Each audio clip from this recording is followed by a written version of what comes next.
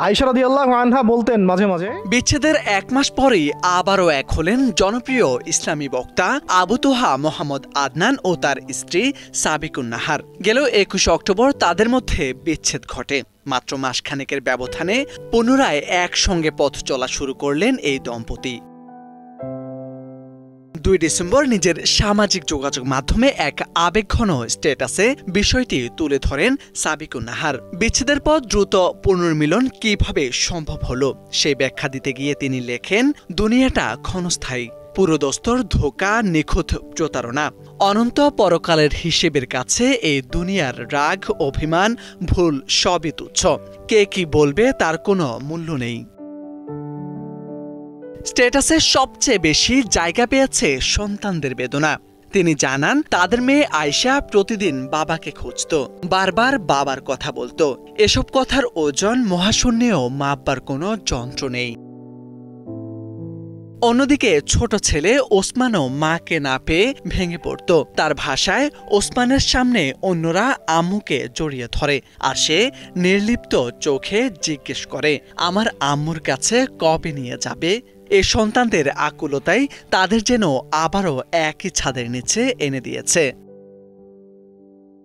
বিচ্ছেদ ও পূর্বের নানা জটিলতা প্রসঙ্গে সাবিকুন নাহার লেখেন, যা ঘটে গেছে তার অনিবার্য পরিণতি যে এটাই হয়তো জানতাম, কিন্তু জানা আর উপলব্ধি এক নয়। কিছু ভুল আমাদের ছিল, কিছু ভুল বুঝছিলাম, কিছু বোঝানো হয়েছিল, রাগ জেদ সীমা লঙ্ঘনও হয়েছিল, সাথে মানুষ ও জিন শয়তানেরও প্ররোচনা। তার ভাষায়, কোপাল বা তাকদির কখনো কখনো মানুষকে পরীক্ষায় ফেলে, কিন্তু সেই পরীক্ষা পেরিয়ে সামনে এগোনোই প্রকৃত বুদ্ধিমানের কাজ।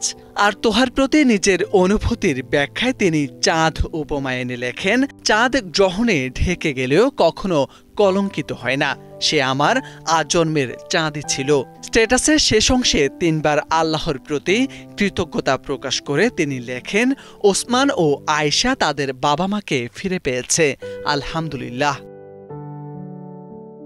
ব্যক্তিগত সম্পর্কের টানাপোড়েন, সামাজিক চাপ এবং সন্তানদের মানসিক অবস্থার মতো বাস্তব বিষয়গুলো এই দম্পতিকে আবারও কাছাকাছি নিয়ে এসেছে, এমনটাই স্পষ্ট। সাবিকুন নাহারের লেখাতে আত্মসমালোচনা, আবেগ, অনুতাপ ও ইমানি অনুভূতির মিশেল রয়েছে।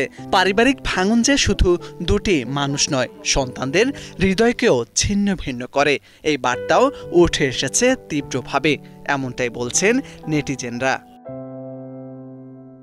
সামাজিক যোগাযোগ মাধ্যমে আলোচিত এই দম্পতির পুনর্মিলন বহু মানুষের আগ্রহ জাগালেও তাদের বক্তব্যে স্পষ্ট, এই সিদ্ধান্ত মূলত এসেছে সন্তানদের প্রতি দায়বদ্ধতা, অভ্যন্তরীণ উপলব্ধি এবং ধর্মীয় চেতনা থেকে। মোরশেদ আলম, বাংলা ভিশন।